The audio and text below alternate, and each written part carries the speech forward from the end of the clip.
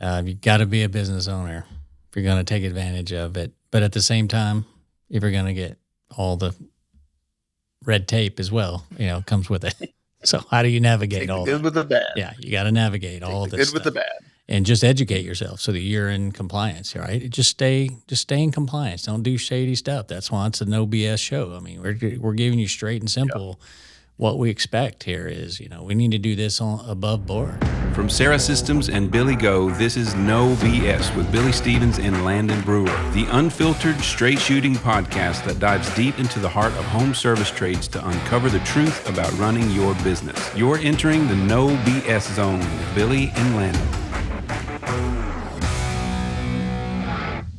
Hey, welcome everybody to the No BS with Billy and Landon show. We're so happy to have you join us today. I wanted to go ahead and get started by introducing my co-host. I'm going to let him tell us what we're going to talk about today. So everybody, welcome Landon Brewer to the show. Well, I don't know why you're having me introduce this. I think I know why. We're going to be talking about the IRS. We're going to be talking about Joe Biden.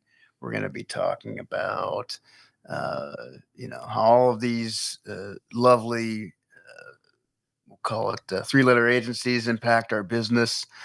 And I don't even want to say their names. I mean, if we say their names, will they come after us? It's possible. We are on a public forum.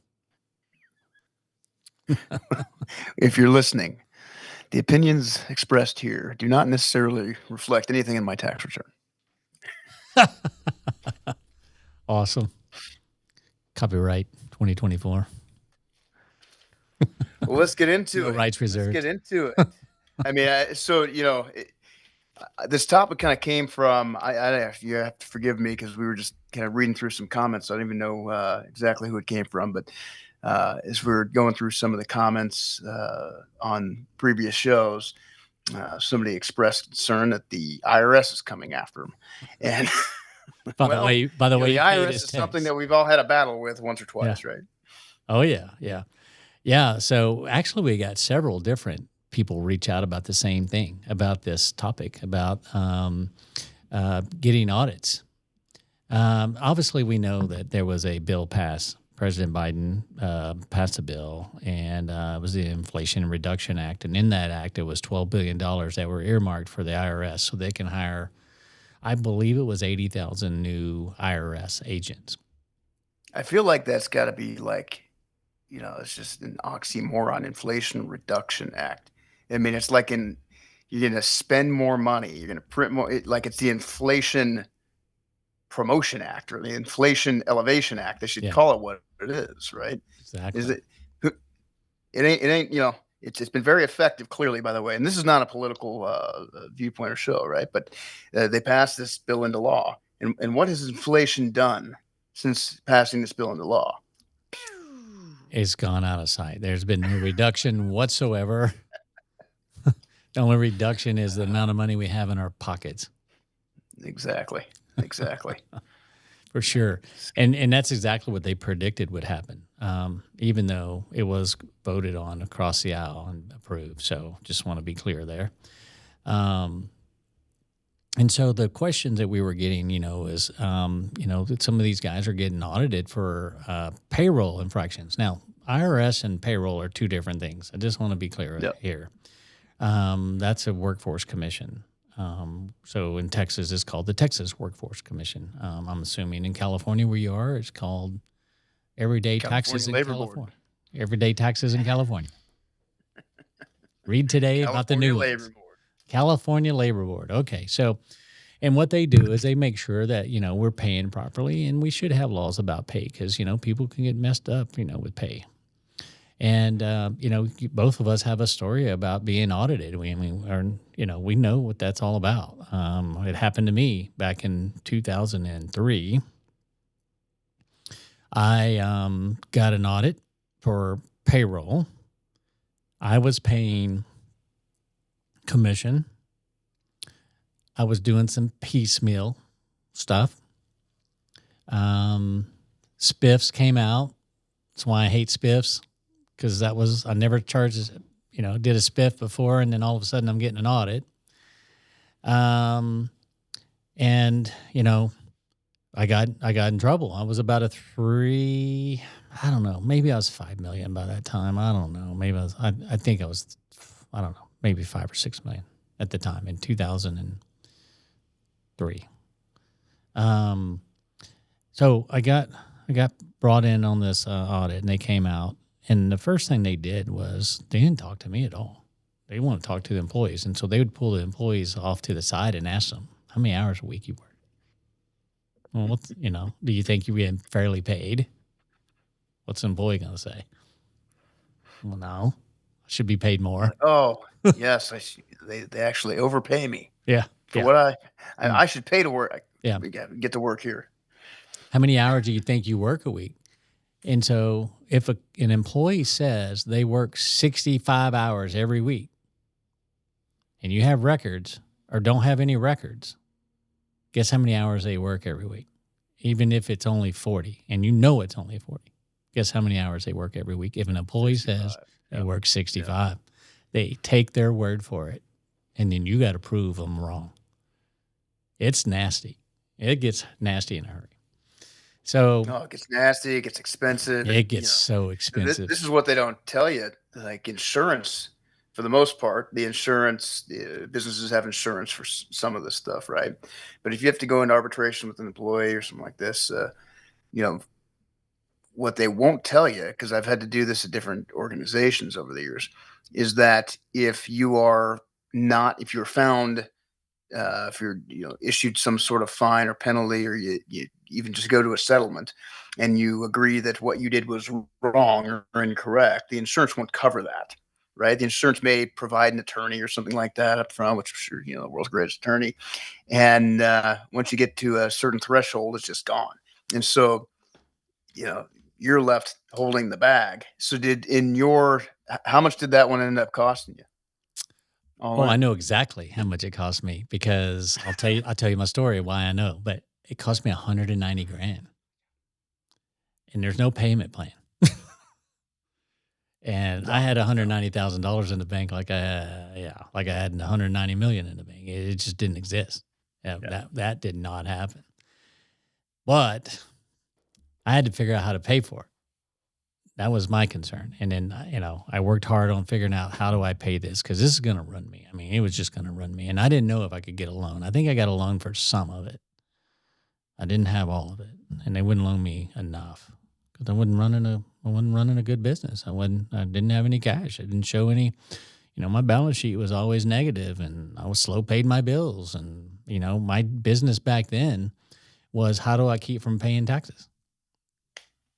And, I found out after this experience, it taught me several life lessons. It's a very expensive lesson, so you either learn from it or you don't.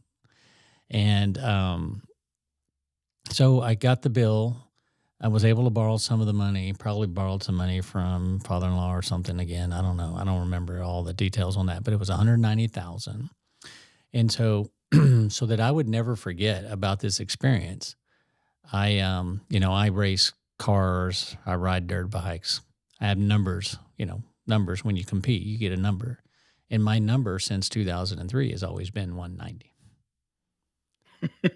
That was my reminder. Keep it fresh. That's right. Fresh in the memory. Is keep it fresh in the memory. And not because I was worried about doing it again, getting fined again. That's the least of my worries. I wasn't ever going to have that happen again. I just wanted to realize, that I didn't have the money to pay it. I was probably going to have to file for bankruptcy. And unfortunately, I didn't. And I was able to survive it and get it paid. But I wanted to remind myself, when I did start becoming successful, I wanted to remind myself of that lesson. And why did 190 become so important to me, and put it on as my number, my permanent number? Anybody that sees me anywhere in the racing community knows that that's my number. And they just know. And so I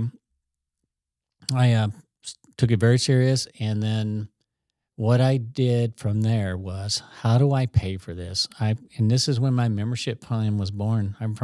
There's two things that were born from this experience, all at the same time, because it was pure panic. How do I figure this out? Memberships, because I had just started HVAC. that year, the year before, where we were really going for it because we started off as a plumbing company.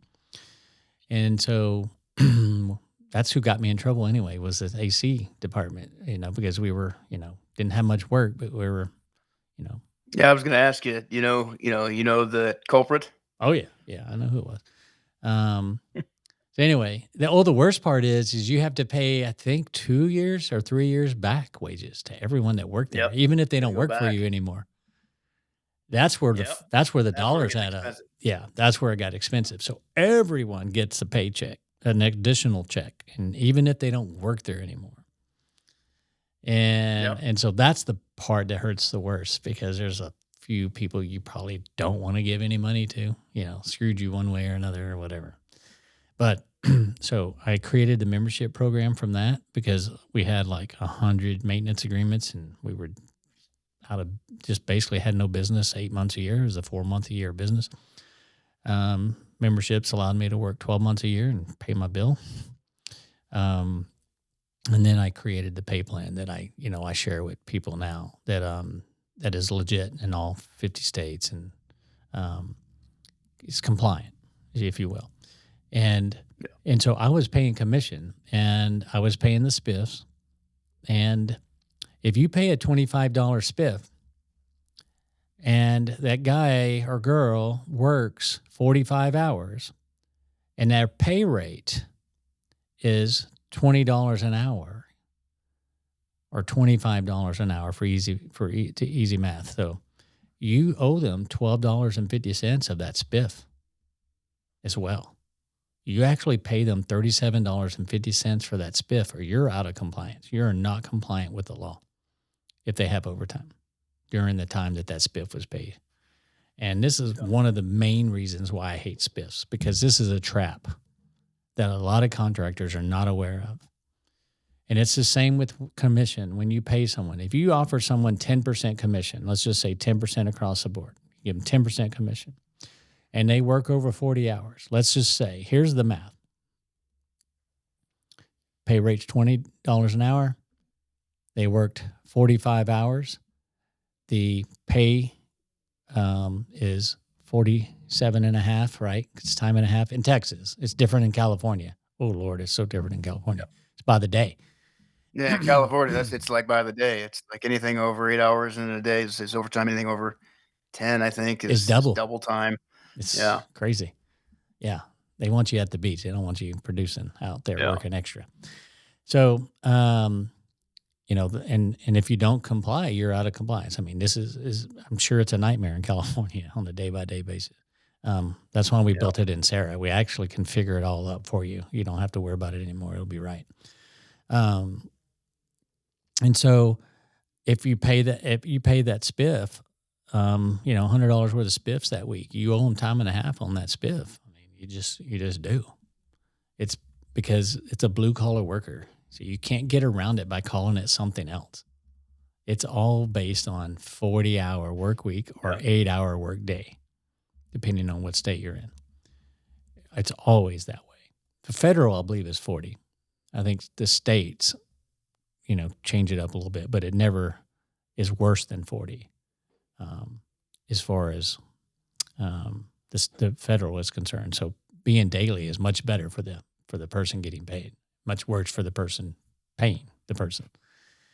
And so these are the little traps that catch contractors off guard, and it usually happens when you least expect it. So now we have $12 billion going to IRS. How much of that is going to the workforce commission, to the coffers for that, right? I mean, so we're in the labor business. Yeah. It's often said that what we are basically is labor brokers, right? If you're imagine a teeter-totter, it's like, okay, this is what we, like let's say the balancing is the overhead that we have to pay. We've got the direct cost of the labor over here, right? And we're building what we're billing out over here, and like trying to balance that out and making sure that efficiency is all about balancing it out, right? But what we are essentially is just labor brokers. And so, do you know anybody that is in this business? And I'm sure there's people that haven't experienced this yet, but I can't even think of somebody that is operating in a service-based business environment that hasn't had labor issues, that hadn't had, misclassification, somebody gets fired, is irritated, and, calls, labor commissioner, labor board, like everybody. I don't know a single person that comes to mind that hasn't had to deal with that in some regard. And it never, and almost nobody is saying, okay, I'm going to accrue for this potential liability and loss, and I'm just going to sit a whole bunch of money aside for the balance sheet just to deal with my labor issues. That doesn't happen, right? It's just not realistic. No. So, Yeah. I mean, have you If it hasn't ever happened met to anybody you, that's like, oh, I've never had, yeah, yeah, if it hasn't happened to you, it will.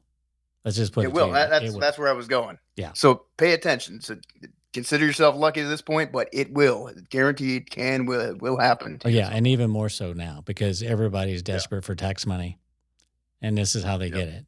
And so there's fines levied. So not only do you pay back pay to these individuals, you pay all the food, everything. Well, that's the biggest part of it. That's what and they you don't pay tell the you. penalties.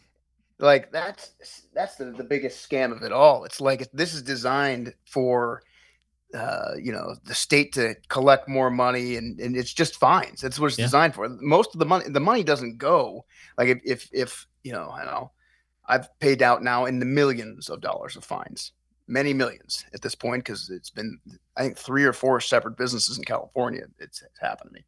So again, if it hasn't happened to you, it'll happen to you. But what I've learned in this process, the lawyers get a piece of it, right? Arbitrators get a piece of it. But most of the money does not go to, if it's a class action lawsuit, for example, does not go back to the employees. They get a fraction of it. It's almost, I'm sure maybe worth their time to do after a while, and some lawyers going to convince them of it. But they don't see, of the millions of dollars I paid, fraction of it has gone back to employees. Most of it goes to the state. And that's the biggest scam of it all. Yep. It's just another tax is basically what it is. And so Just therefore they are coming after you. They will get their tax money. And if you are not in compliance, you're going to be in trouble, because I'm going to tell you straight up right now. They don't ask you They ask the employees, and they do private interviews with big groups of employees individually, not together. And whatever they tell them is the truth. Now it's up to you as the owner to have the records to show them that that's not true. And if you can't, even if in almost all cases, most of us, I'm sure there are instances out there where people are just being abused and taken advantage of, right? I mean, that's why the labor laws exist, and that's why unions exist in the past, et cetera. But I'm going to go out on a limb and say, especially if you're listening to this show, like, you're probably one of the good ones. You're probably in the camp that I was in every single time that we went through and did all of our exercises, and I overpaid. I've almost always overpaid every employee according to the letter of what their compensation documents say they should be paid. Most of them are overpaid by some fraction of a percentage at least, right? Every single one of these times we went back and reviewed, if an employee should have made $50,000, they made $62,000. And we were able to show that. But if you missed a lunch break and didn't pay it, if you didn't get that extra overtime, if you don't have the correct documentation and didn't abide to the exact letter of the law, you're in violation, and that's the big hit. It's not what you paid, it's how you paid, right? How you paid it. Exactly. They don't care that the employees were more than taken care of, and you were so generous. It's like, how did you do it? Did you adhere to the letter of the law? Again, biggest scam coming. And so, again, you're probably not listening to this, but if you are one of those blood-sucking, ambulance-chasing, just dirtbag attorneys that live off of finding people like this that you can convince and, like, get your buddies in and bring them in here, and I'm going to sue them, and I'm going to, that's how you make your living, you have no soul. Sorry. What if that same guy was just selling air conditioners all the time?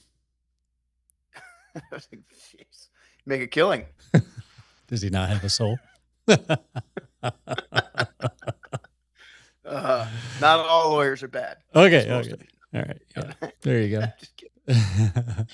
So So the thing is number one, they don't care what your opinion is. It's what the employee says. They will make you pay 2 to 3 years in back pay. It doesn't matter that you paid them more than anyone else, because that was said by my agent, my workforce agent that came to me, said, you pay your guys really well. You're just not doing it correctly. She goes, there's no doubt that they're paid more here than what I've seen in this industry. And this was, back when $20 an hour was top pay. Yep. Yeah. And we were paying way over that. And you got to keep the records. It did not matter. Record keeping is essential. Did not matter. So $190,000 when I didn't have it, I had to figure out how to pay for it. I scrounged, looked under every couch seat, did it all. Under your seat, your vehicle. That's back when we had change. For you young folks listening today, there's this thing called change. We talk about change a lot here on this podcast, how you need to change your business, keep evolving. But I'm talking about something totally different here when it comes to change right now. There's these shiny objects. Oh, there's another one. There's these shiny objects that around, and you put them in your pocket. It's called money. It's called change when it's coins instead of dollar bills. Back in the day, we had lots of coins, right? And we don't today. And so when I'm looking under the couch, I was looking for coins that had fallen out of my pocket. So I'm trying to explain to this younger audience that we have that, what I'm talking about here when it comes to pulling up the couch cushions, looking I for could just money. see you. I'm visualizing you now, like on a porch, telling stories to the youngins. Jeez, they had this thing called money. Money. Yeah. The only way you could get it is walking uphill to school both ways in the snow. Well, the worst part about this is the entire inflation thing. It's like, because I studied, this was my field of study, like, economics, finance, accounting. And you learn that, how inflation is caused, and all of the BS they teach in school is not actually correct, right? It has nothing to do with, it's not correct. It's the fact that they just keep printing the money, right? Inflation is just printing the money. And so, we're not going to get too deep into it, but it's like, why do we even have to pay taxes? Taxes to, support the roads and whatever social services. If we don't have enough money, just go print some more of it. So why do we have to pay it? Yeah. And isn't inflation a tax as well? I mean, costs more, right? And you get less It's for the it. ultimate tax. It's the ultimate. It's the ultimate tax. So there's tax on tax. And all right, well, we're kind of getting off subject here, but I mean, it's worth talking about. Why do you think that we, several reasons why we have inflation. I mean, some bad decisions were made, but there was a big problem popping up, kind of like the home crisis that happened in 2008 and 2009. We're reaching the brink of another crisis, and that crisis was the city governments have basically bankrupt themselves. Los Angeles, California, all those, entities were virtually bankrupting themselves. And we had to get the home values to a point to where property tax could help pay off some of all these debts that, they were, getting for themselves so that they could, do whatever they want to do. The first thing a city will do is they'll put a bond out there to build a drainage system through this area that's flooding. And then as soon as they get the money in, they'll use the money to go build, ballparks instead of the drain, and it never gets built. And so they kept doing it because it was a way for them to do that. And they never do what they were going to do with the money. And so they kept spending the money on improvements, citizen improvements instead of like logistical things that we needed, like drainage to stop flooding and stuff. And so those city governments had gotten themselves in trouble. All the cities were in big trouble, and we needed more taxes. So the best way to raise taxes without raising taxes is have inflation. And now, since it's on a percentage basis, now the taxes have increased for these city governments, state governments, because of the higher pricing, which leads me back to our industry. When you pay commission and your price of your products go up, what happens? The same Everybody thing. gets a raise. Everyone gets a raise. So you're not just paying for the new price on the product. You're paying for everyone that has their hand in the kitty. And Yep. and who's got their hand in there is going to get more. So if you're paying a guy 10% in commission and you're paying $500 more for that equipment, you just gave him a $50 raise. Right? Before the markup. Now, if you put markup on it, you gave him a $100 raise or $120. And more in FICA, FUTA, SUTA. And then all you that stuff, multiply right? it by that by 1.4 as burden, right? Yep. And so you're looking at a $130 raise on a $50 price increase on that one piece of equipment. And you wonder why. Passed on to consumers, which is, Which we don't just- do, which the majority of the it's just like- contractors don't do, right? I mean, they don't change their pricing because they're barely able to sell at the price that they're selling at. And so you just doubled and tripled your labor cost. And it had nothing to do with labor. It was a material price increase. But you've allowed it to increase the labor side because of the paying commission, which technically at the end of the day is illegal. Now let's talk about the other flip side of that. If you're paying commission and it's $1,000, he got $1,000 in commission, 10%. He sold $10,000 worth of stuff this week on this pay period. You got $1,000 that you owe him of that $10,000. He worked 50 hours. Do you still pay him $1,000 or do you pay him more? 1,000 plus 5 hours at, time and a half. So how do you figure the time and a half? So you take the 1,000 and divide it by 40 and you get $25 an hour. And then you take the extra overtime, say 10 hours of overtime times $1,250. And you owe him that. So you owe him $112.50 more. So you owe him $1,112.50. And you didn't bring in any more money. You brought in the same $10,000. And this is why we have so many contractors not breaking even. Or It's all labor. breaking It's even. all labor. Again, that's what we are. Is we're labor brokers, and if we don't know how to control our cost of, what that labor costs us, which is the biggest impact on the P&L, if we can't control that, we can't make money. Yep.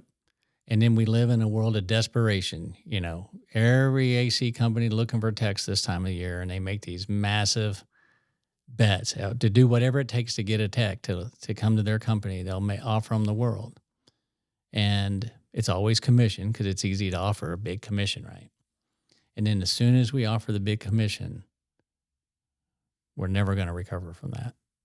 We're never going to be able to stay ahead of it.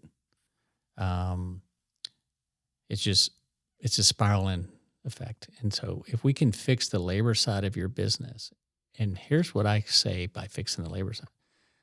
I'm always going to have the best paid technicians, best paid CSRs, best paid dispatchers. It doesn't matter. I want really good people, and I'm going to pay for them.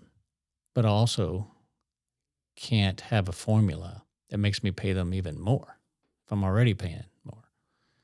And so you have to fix your pay system to where it rewards everyone really well, but doesn't penalize you when it's a situation where there's nothing you can do about it. I mean, if you get a $500 price increase on a complete system, you got to figure out how to absorb the 500 first. You can't add more to it. Yeah.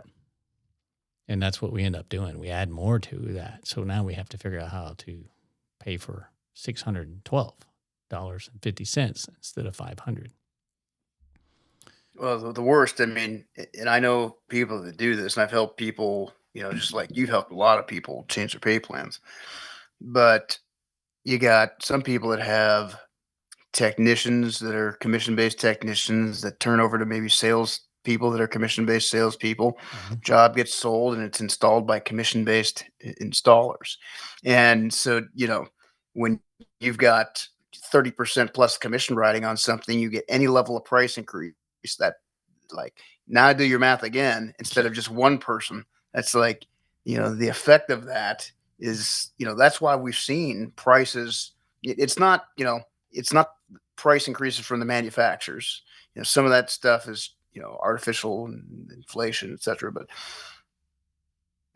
the reason that we've seen, $7,500 equipment installs in HVAC go to $22,500 isn't necessarily like inflation in a, economic sense. It's poor pay plans that have, we aren't able to control our labor. We get spiffs, commissions, etc., that we can't control, and then every little price increase has a fivefold effect on us. So we went from 7,500 to 22,500 overnight. Practically overnight in the last 12 years. Mm-hmm. All right. I mean, 15 years ago, what was the best practice? Do you remember? What should your average HVAC install be 15 years ago on a single system? Less than 10,000. For sure. I mean, I've still got books that are, like say $7,500. 7,500, 8,500 bucks. I mean, 10,000 wasn't, if you got 12 for something, you hit a home run, right? It's high SEER, blah, blah, blah. It's not like it is now. You sell something for 12 grand now, I promise you're losing money. Yep. You just are. It's not sustainable. And it's, and because of the pay, if you're not paying properly, you got this legacy commission, and the worst part of it is as you grow your business and you want more and more techs, you make these offers worse and worse and worse to get more and more techs to grow. And then you come into an economic situation. I have a very large company here in Dallas-Fort Worth that reached out to me when the bottom fell out here a year ago. It's like, I'm trying to fix my pay problem because I'm just totally getting killed now. It's slowed down so much, and I'm losing all my guys. And it's like I've lost, 15 or 20 install crews, and then a bunch of techs and all this stuff. And I'm like, well, dude, you put yourself in that scenario. And I just summed it up to him really quick. I said, do you want to do 100 million and make nothing? Or you want to do 50 million and start making some money? So I said, just be a $50 million business and fix everything. Yep. It's pretty remarkable. Like, that you and I talk about it a lot, but it doesn't matter what level of business you're in. Maybe it's a little bit more difficult unless it's you in the truck in the beginning. But like, if you're a couple $1 million business, or if you're $100 million business, you should be making, similar margins, net margins, right? I mean, you're a 12, $15 million business right now, I think, Billy, and you're 25, 30% net margin, business. Never mind. He doesn't make any money. I forgot the IRS is watching, but, but I mean, you were doing that at 2 million. We don't bleep right? cuss words here. We bleep numbers. That's right. That's funny. Yeah. And my name's I mean, this as we're again not getting off track and going on these tangents, but I mean, the IRS, the labor commissions, all these agencies having to pay the FICA food institute, all the Social Security, like all of this stuff, all of the insurance requirement, like what the state and federal governments put upon entrepreneurs trying to build businesses is the biggest disincentive to ever go into business for yourself. You're literally fighting everything, including them. They're supposed to be here to help, right? They're not.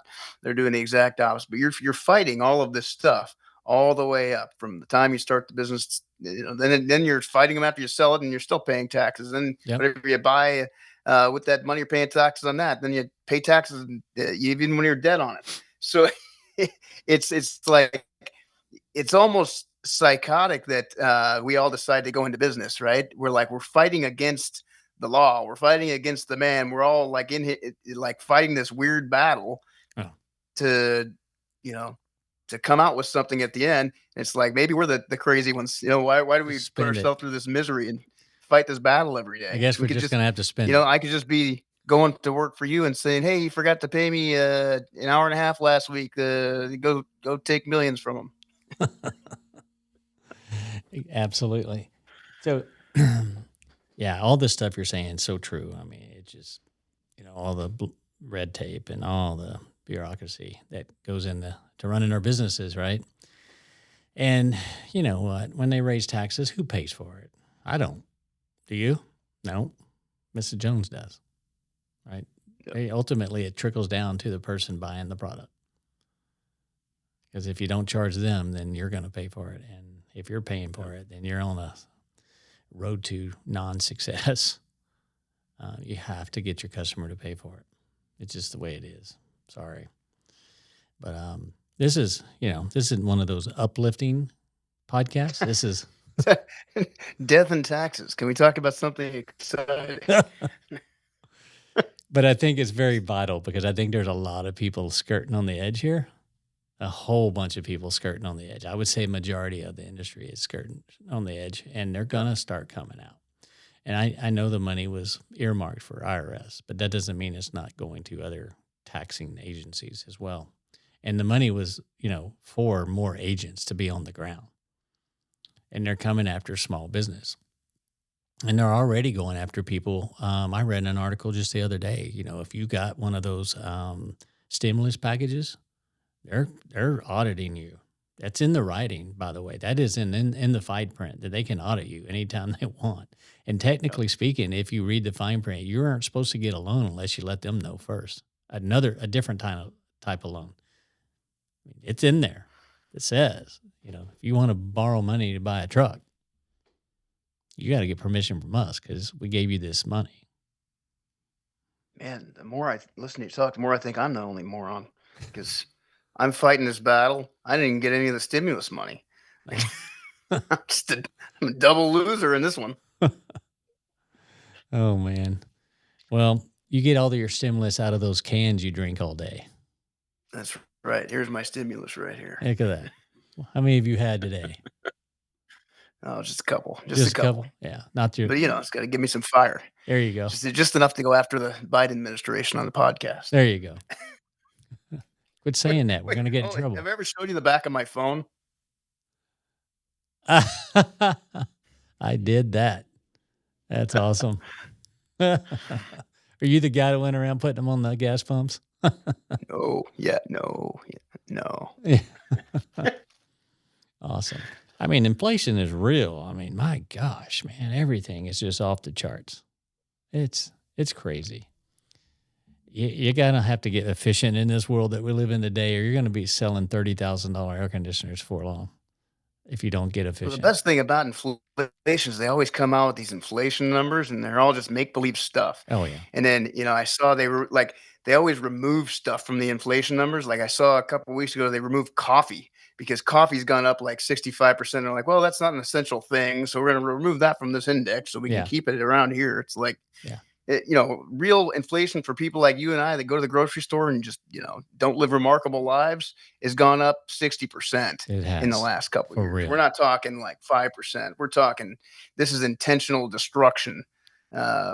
Everybody, for, most of you are listening, I know how you probably already vote, but make sure you vote correct this time.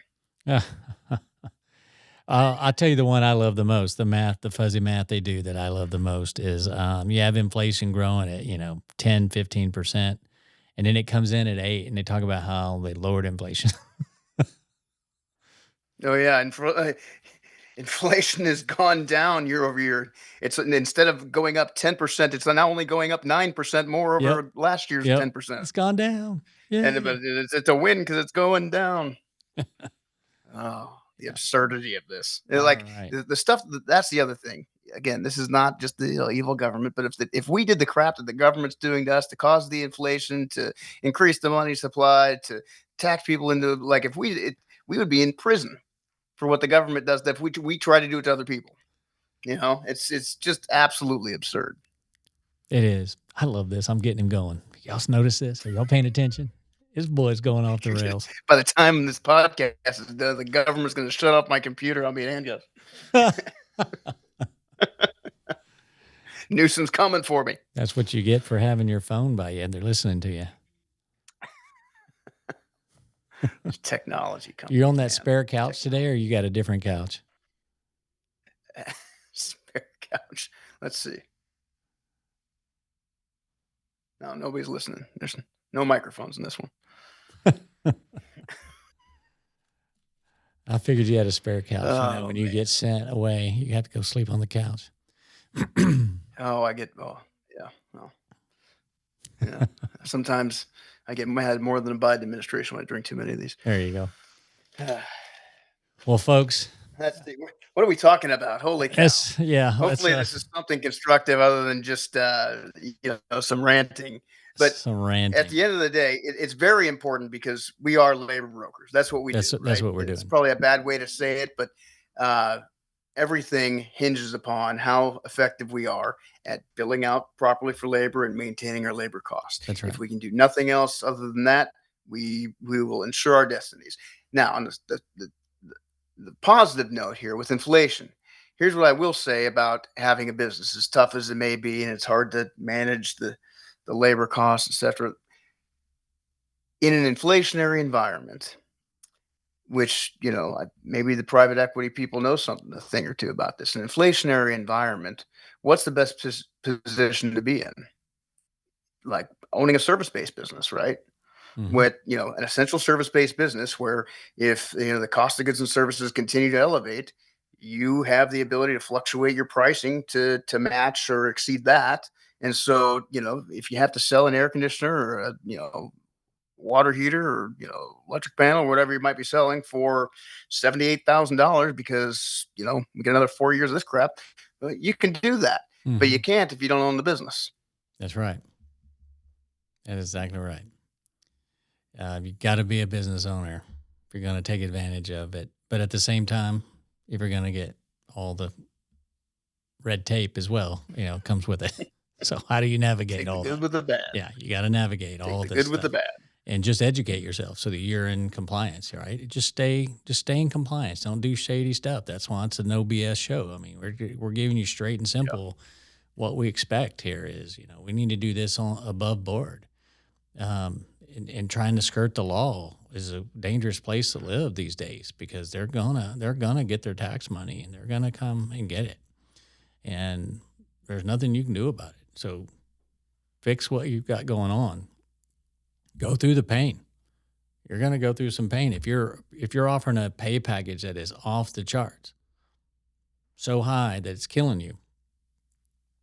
Is it going to be worse if employees leave because you revamp it? You're still at the same situation, right? So do half the business, but do it profitably. That's my take on it. We get so caught up in revenue. The gurus taught us that, it's all about revenue because they never talk about the bottom line dollars because there aren't any. And we have to know that we can't hold our hat on revenue. We need to hold our hat on cash flow, profitability, margins, things that actually matter in a business. I mean, the bank at your local bank, you can grow, you can double your business today and still not make any money like you didn't make any money the years prior. Still not going to loan you any money.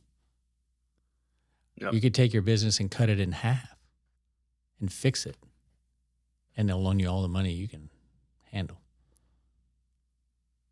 So why are we so focused on revenue when we need to be focused? I don't know. That's one thing. Revenue doesn't mean ish, man. It just doesn't.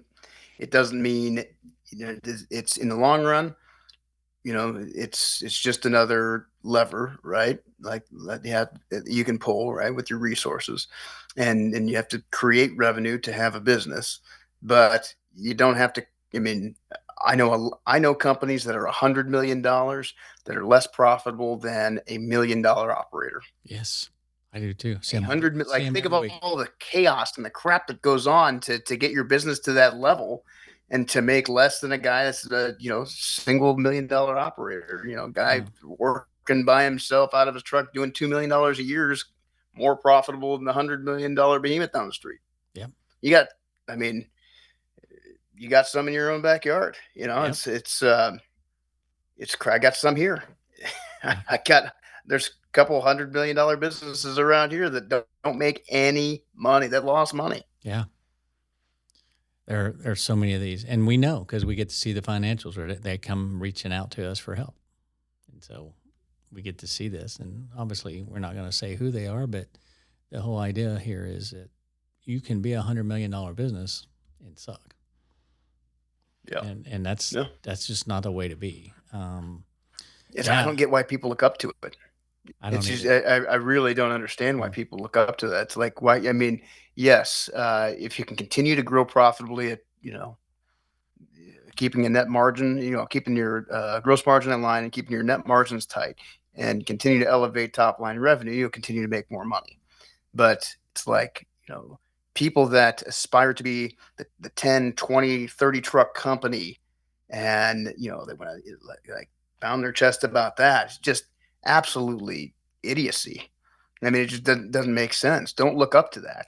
Look up to the small guy that's got a tight business under control. Yes. That's what you want to, that's what we all want to achieve, no matter what size we are. A really well ran, efficient, tight business where you know your numbers and you just make things happen. That is where We have it's at. Not to brag for a second, but we have a company on our platforms, primarily electrical, got an HVAC in the Midwest, and had some good revenue growth, but not a massive company, but doing, I'm going to say $3.5 million that put 1.2 million to the bottom. Yeah. Last year. Very possible. Like, that's the business I want. Yes. Less headaches, less stress, more money. Yes. And that's why we're here. We're going to do all the myth busting that we can do on this show and get rid of all the bullshit. Yep. And help you figure this out. All right. So don't chase revenue. Run a good business. And I promise you this, revenue will come at you faster when you quit chasing it and start focusing on the business and making all the processes better in the business. Getting the cash flow through the business will create more revenue than chasing revenue ever will. Yeah, that's like Pappy told me when I was young. When you stop chasing women, they chase you. What? Right? Is that relevant? I don't know. Take another sip. I don't know if that's relevant or not. Just sounded good in my When head. you stop Something chasing popped in women, there. they chase you. Billy's beating them off with sticks. Yeah. Chased any women in over 30 years. Me, I'm standing on the treadmill still, just running. Awesome. Well, I want to thank everyone. I want to thank everybody for coming for this show today. This is the kind of stuff we got to talk about. Can't always be fun and games, even though we had a lot of fun and games in this one. It's important that you are aware, in our opinions. That's why we're doing this. Aware of the pitfalls, and then also we want to help you with all the great stuff that can happen in your business. So please stay tuned. And what do you tell them at the end of every show? Let me ask you this: if you got, they can reach out to you, right, for specific or myself for specific references on pay plans, etc. But yes, also caveat, if you have not all attorneys are bad, like I said. It certainly run everything by an attorney, pay plans, etc. And there are organizations out there that specialize in this, like I've old friend Melanie, her son Ian. They both have HR related companies that will go over this and help you review your handbook, payrolls, etc. Like, there are people specific to our industry that will help you with this stuff. You can also reach out here, but so not that it's all fun and games, but take payroll seriously, keep the right records, make sure you have a compliant payroll, make sure there's some, element of compliance and how it's being managed as well. Right. And I know that Sarah, you automate a lot of that.